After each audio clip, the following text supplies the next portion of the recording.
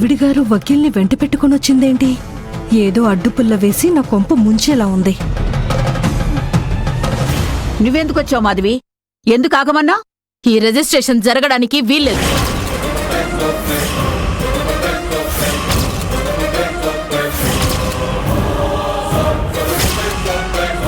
మాకెవ్వరికీ తెలియకుండా, గుట్టు చప్పుడు కాకుండా ఆస్తి మొత్తం వర్ష కంటగట్టాలని చూస్తున్నారు మీరు. అది అడగడానికి నువ్వెవరు? నా భర్త రాసిన వీలునామా ప్రకారం వర్ష పేరు మీద రిజిస్ట్రేషన్ జరుగుతుంది. ఆపే హక్కు నీకు లేదు.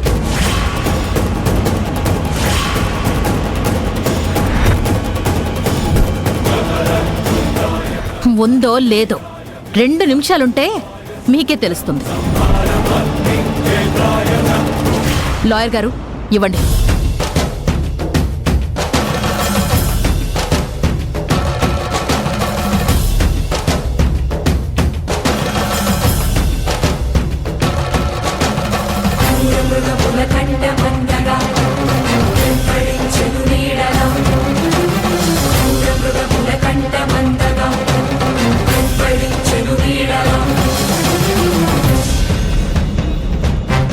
ఏంటవి?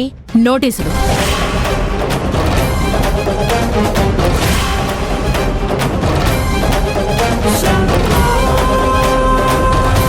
మేమిక్కడ ఉన్నా లేకపోయినా ఈ ఆస్తికి అసలు వారసుడు రాజీవ్. అలా కాకుండా ఈ వర్షకి ఆస్తిని అంటగడతాను అంటే చూస్తూ నేనెలా ఊరుకుంటాను?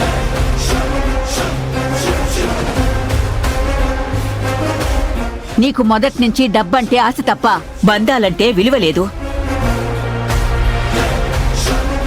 సంపాదన పిచ్చితో నా కొడుకుని మా దగ్గర ఉండనివ్వకుండా హైదరాబాద్ తీసుకెళ్లిపోయావు. మళ్లీ తిరిగి మా దగ్గరికి రానివ్వకుండా వాణ్ణి మాకు దూరం చేసేశావు. నీ గురించి నాకు బాగా తెలుసు. డబ్బుంటేనే ఎవరికైనా విలువ, గౌరవం. మీకీ గౌరవం ఉన్నా డబ్బును చూసే కదా వచ్చింది. మీరు తప్పు మాట్లాడుతున్నారు అత్తయ్య. ఆస్తి డబ్బు చూసి కాదు, అమ్మమ్మకున్న గొప్ప మనసు, సహాయం చేసే గుణం చూసి అందరూ గౌరవిస్తున్నారు.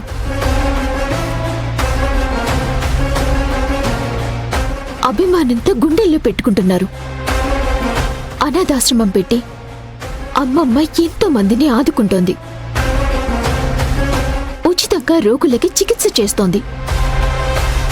అందుకే తను చాలా మందికి దేవత.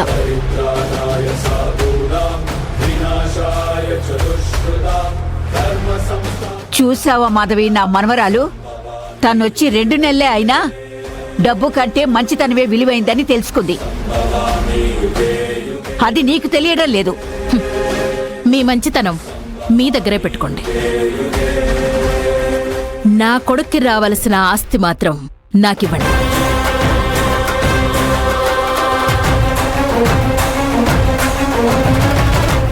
ఇవ్వను. నువ్వేవైనా చేసుకో. ఆస్తి వర్షాదే. రిజిస్ట్రార్ గారు ఎవరు ఆపుతారో నేను చూస్తాను. మీరు రిజిస్ట్రేషన్ కానివ్వండి.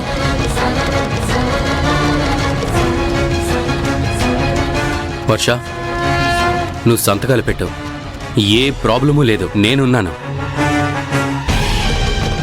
అసలు నువ్వెవడ్రా ప్రతిదానికి నేనున్నాను అంటూ ఓవర్ యాక్షన్ చేస్తున్నావు? ఇది మా ఫ్యామిలీ ఇష్యూ. నోరు మూసుకొని పక్కకు వెళ్ళు.